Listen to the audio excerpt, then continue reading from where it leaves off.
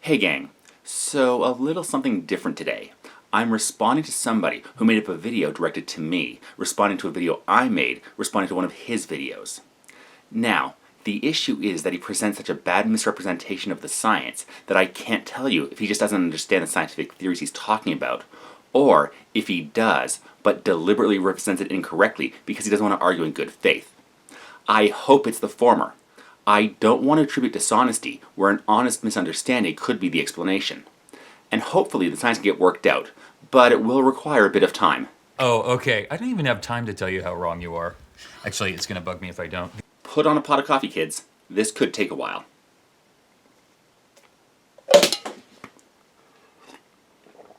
I guess I'm most interested in talking to you specifically about, is there a God in general? Because that's step one. Is there a God, right? Before we can get into, is Christianity true? Is this true? Is this true? I have no idea. But since there has been no evidence of any creative intelligence behind the universe, I have no reason to accept the claim that one exists. Not the deity you believe in, nor one of the thousands of claims of other gods out there. I simply have no reason to think there is one. Now, I could be wrong. I'll be the first to admit that I've been wrong about things before. And intelligence could have started the universe. Hell, a literal interpretation of the Bible could be right. The universe could have been spoken into existence 6,000 years ago and simply made to look like it's been around for billions of years. The whole business with the fossilized dinosaur skeletons was a joke the paleontologists haven't seen yet. That would make the deity in question more of a trickster god, along the lines of Anansi or Loki, but that's beside the point. Yeah, I can see why he's a sex symbol these days. But in that same vein, it could be that the universe was created last Thursday and we were formed with implanted memories of our lives. We don't accept the latter because there's no evidence for it. Similarly, I don't accept the claims of a deity because there's no evidence for those either. Why do I believe that there absolutely 100% was a creator to this universe? Well, number one, the law of causality, right?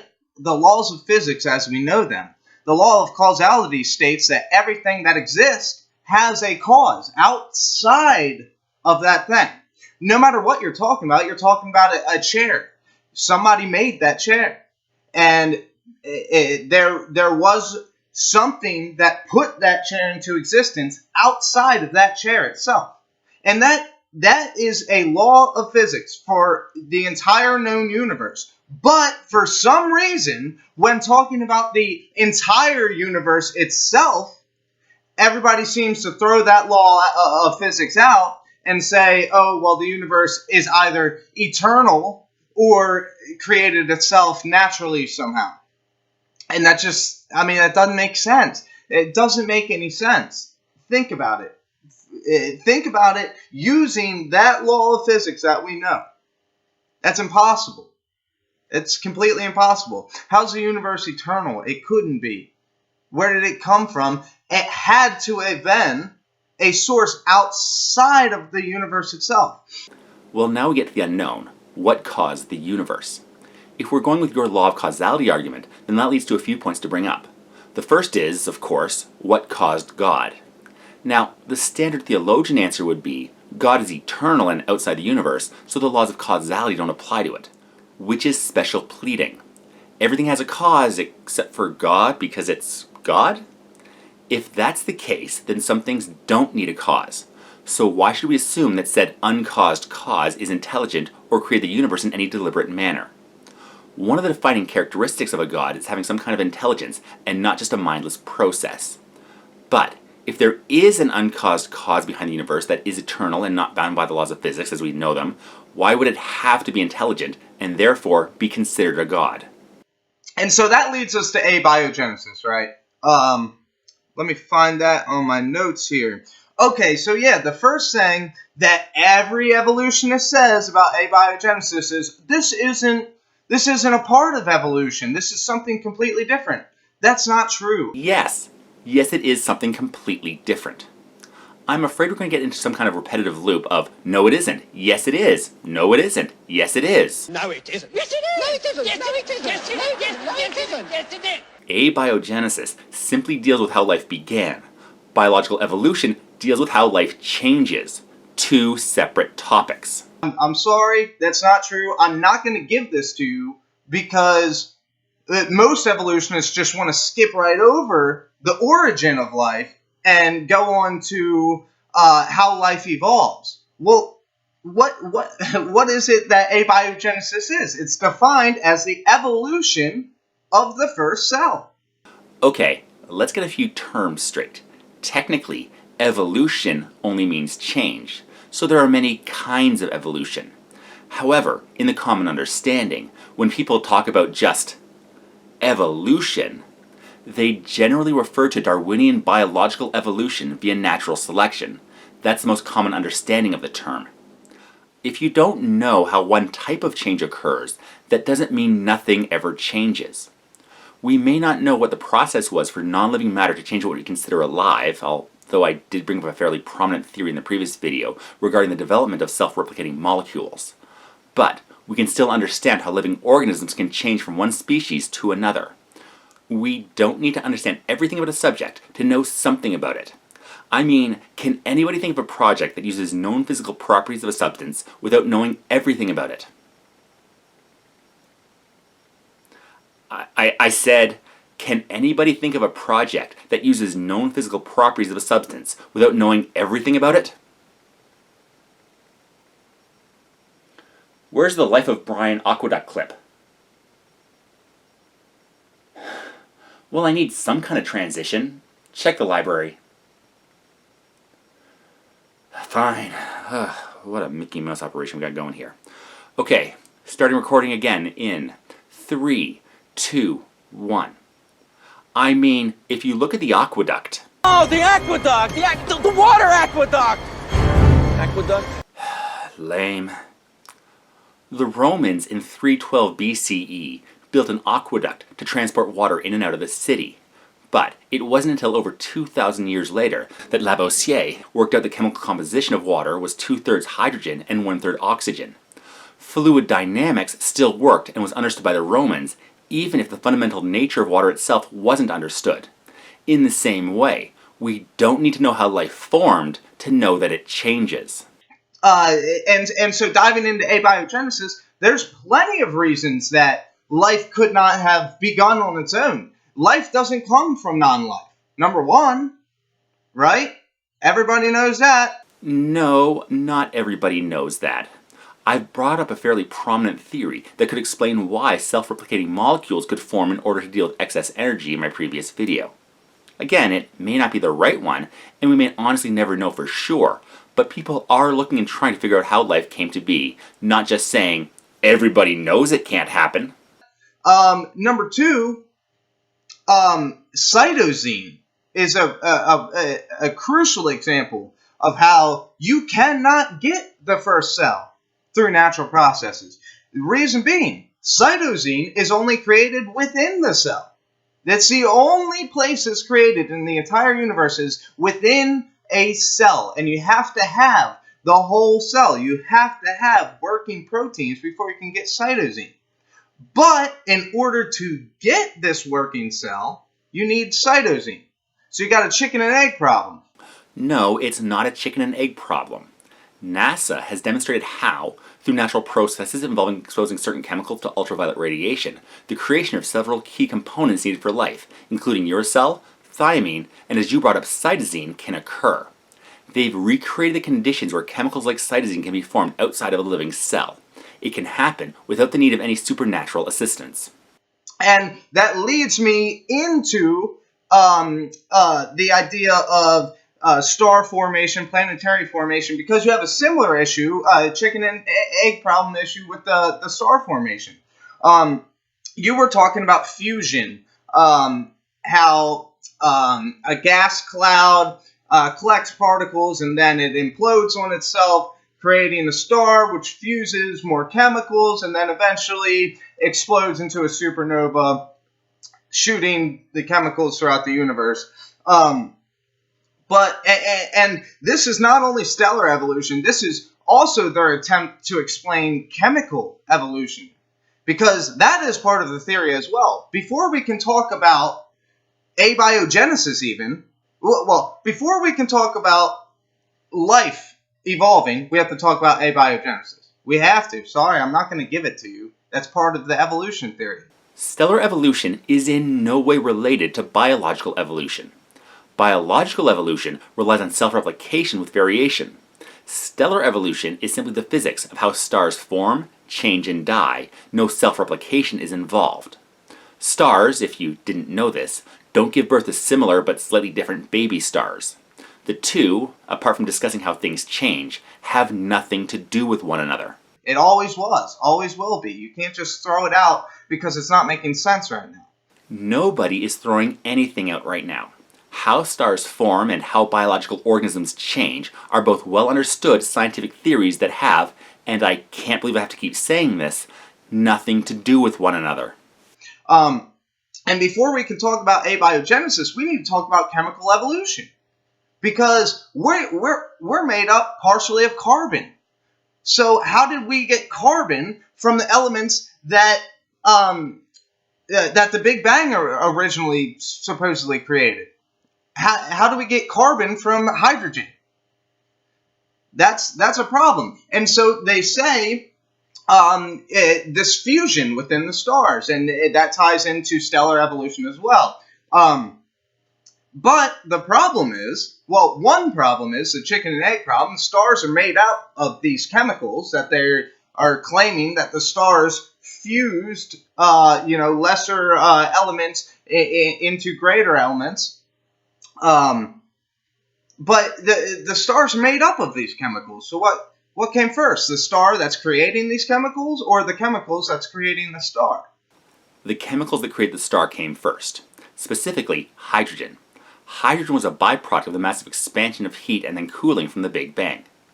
Now, I'm sure this will lead to what caused the Big Bang. And the response I've often used is, we don't know. But we can be sure it happened. Many observations have led us to the understanding that several billion years ago there was a massive expansion of heat and energy. These observations include the cosmic background radiation, the redshift between various galaxies moving apart from one another, and my personal favorite, the amount of deuterium in the universe matches what we expect if the Big Bang happened. That doesn't really make sense. Another problem with fusion is you can't fuse past iron. You can't do it. So that leaves many elements left to explain somehow. Okay, I think I understand where your confusion on this one is. During the normal course of their life, stars produce energy as they convert the hydrogen they were originally made up of into heavier elements like helium, and so on until they're producing iron or perhaps nickel. This is as far as I think your understanding got to.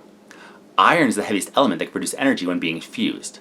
However, once the star reaches that point, it can go supernova, releasing intense amounts of energy, which can convert the iron into heavier elements before releasing them across the galaxy. We are literally made of star stuff. If only somebody had put up a link to a scientific page which describes how heavier elements are formed. Oh wait, I did. Okay, so we briefly talked about macroevolution, which, as I said before, it's getting tiring to talk about because it's the same argument. Between each evolutionist that I talk to, we have to cover the same basic ground points before we can actually start having a debate and a conversation. But you said, so we were talking about macroevolution. I don't remember exactly what you said. I didn't write it down. But please give one example of an anatomical feature that has changed into a new anatomical feature. One major anatomical feature that changed into a new feature? Okay, off the top of my head is how our fish ancestors had gill arches that slowly evolved into our ears. Basically, biologists were able to trace how the shape and size of the hydomandibula modified over time due to environmental pressures and slowly changed to become part of the middle ear in humans and other mammals. As water-based life forms moved to land, The bones that were used for one anatomical function that were no longer needed changed to something else that helped the organism survive and thrive. Please give that example, because it doesn't exist. There are no anatomical differences. Genetic mutation doesn't cause anatomical differences. Well, I just gave one. A single copy error in germ cell DNA of a complex organism will probably not result in noticeable anatomical differences. However, the genetic mutations mentioned will build up over generations, resulting in different features and species. You seem to be asking for a sudden appearance of a new body part, but evolution doesn't work like that. It's a slow process which builds up using minute changes over many generations. It would be like asking for a still photograph of somebody running a complete marathon. We can see single frames which would show somebody in various stages of the race, but no single photograph would show them running the whole race. The famous Jim Tour says that geneticists, who, if you don't know who Jim Tour is, he's a very prominent scientist. Very prominent. He has a long list of achievements. You should really check him out. I have checked him out. You are not the first person to name drop his work. He's a chemist, not a biologist, so evolutionary biology is not his field of expertise. That's why I turn to a biologist for corrections on my work when it comes to biology. He signed the infamous A Descent from Darwin because he felt that more understanding of the mechanics of evolution are needed, but he is not saying that evolution does not happen, and he even advocates teaching of evolution in the classrooms. He understands that even if the mechanics are still a mystery, the theory of evolution is still sound. And he's a Christian. I know, crazy, a scientist that's a Christian? Christians, or people of any faith, can be scientists, as long as they use facts, not their faith, in their scientific pursuits. One of the rock stars of the paleontology community these days is Dr. Mary Schweitzer, who discovered both soft tissue in dinosaur fossils and the natural process that can preserve such tissue in bones for tens of millions of years. She's also a believing Christian. She accepts both evolution and a deity, but does not allow her beliefs to override the facts she uncovers, and quite frankly hates it when creationists misrepresent her work to push their agenda. Sometimes we find in the fossil record creatures that kind of look similar. That doesn't prove evolution at all. That's ad hoc reasoning. Okay, well this kind of looks like this, so they must have evolved into each other. It's not simply that two organisms look alike that we assume they're related. If you look into my video on convergent evolution, you will see that similar environmental pressures can cause genetically separate organisms to evolve along similar lines. I know you're a, let's say, fan of Bionic Dance, and she allowed me to use some of her video in that one. However, if you compare the geographical and chronological strata fossils were buried in other words, when you compare when and where organisms became fossilized, you can see the slow change and transition between older and younger species through time. Ooh, I almost forgot about this. Planetary formation through gravity attracting particles in, and accumulation. That's the word I'm looking for. So this is not true, actually. This was thought for a while to be true, and that was the nebular hypothesis. But we came to the realization that these particles coming together, they're not Play-Doh. They're not going to just stick together. They bounce off of each other. Or, if they're big enough, they'll slam into each other and bust each other apart. What holds them together is gravity. As particles attract one another, the glob, as it were, increases in mass, increasing the gravitational pull it has, attracting more particles.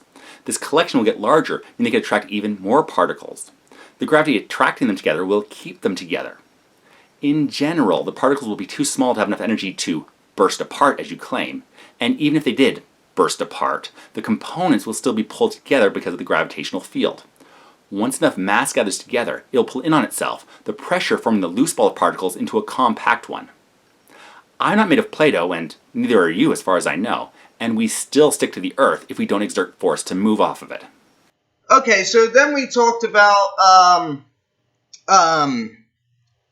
carnivorous teeth and things like that, and you said that meat was an improvement to our diet. I just wanted to point this out. This really doesn't even have much to do with what the main discussion here is, but meat is not an improvement to our diet. Meat is terrible. These days, yes, too much of it is. We have such easy access, along with our sedentary lifestyle, that we can easily overindulge and threaten our health. But things were different for our ancestors. They had a more physically active lifestyle, and eating calorie-dense and high-protein food sources like meat meant they were able to have more energy and thrive. They needed the available energy they get from cooked meat for their more active lifestyles and to nourish their brains. Yes, thinking takes energy. And then, alright, a couple more things. You said perhaps we weren't exposed to the same bugs and viruses as primates, and that's why we don't have the resistance built up. How's that possible? If we have the same common ancestor here, okay, on the chart, and then there's primates and humans, or whatever, how did we possibly not come into contact with the same viruses and bugs?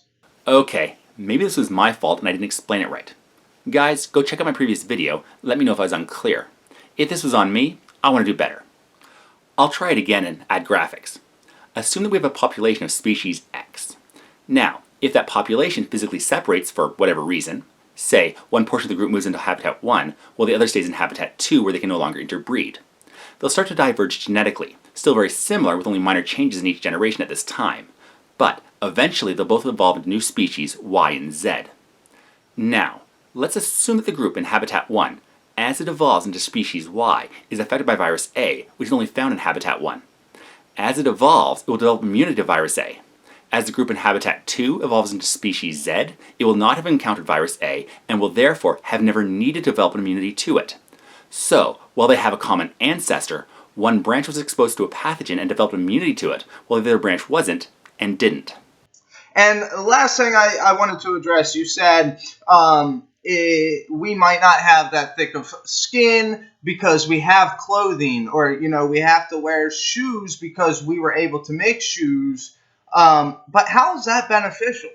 Wouldn't it be more beneficial for us to have thick skin than for us to have to wear clothing? This is exactly why I think you either don't understand evolutionary theory, or, if you do, you're deliberately arguing in bad faith.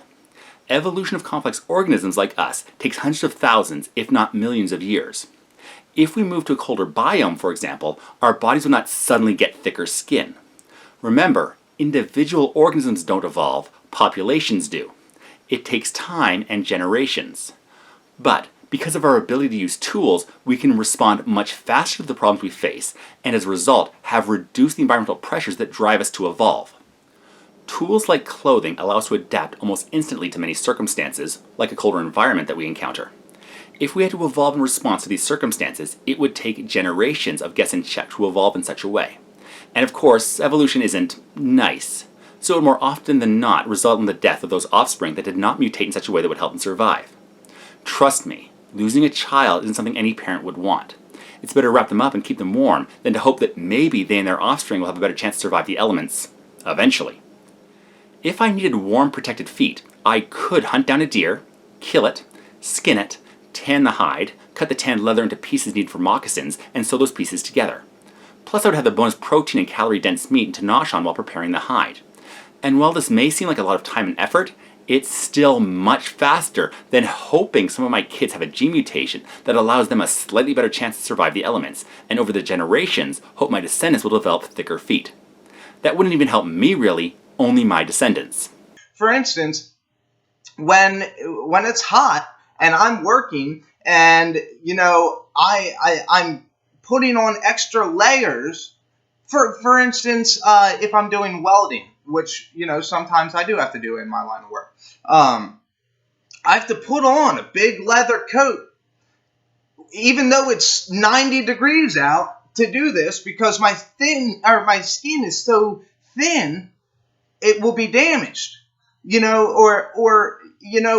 Not even just welding, but anything. I have to protect myself. I have to put on, more layers or whatever to protect myself. I'd rather just have thick skin.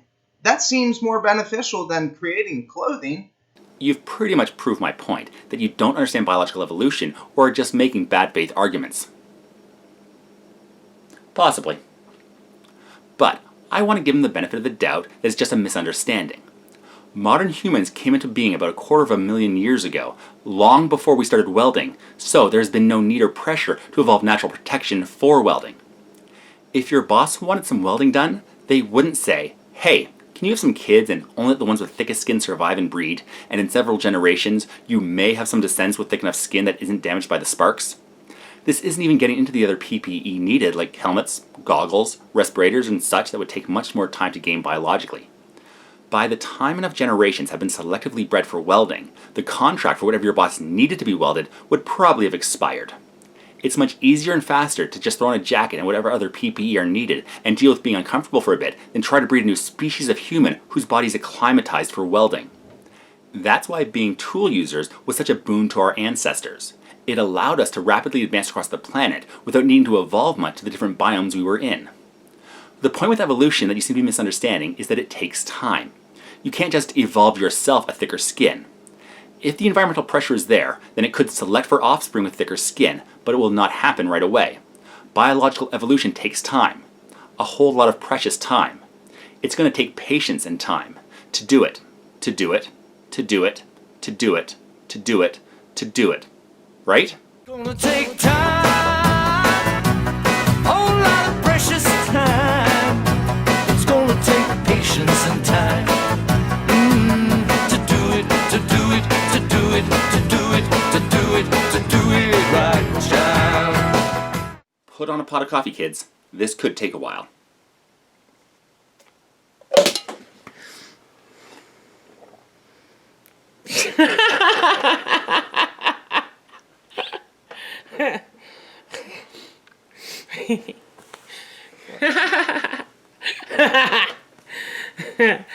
Oh, you doof.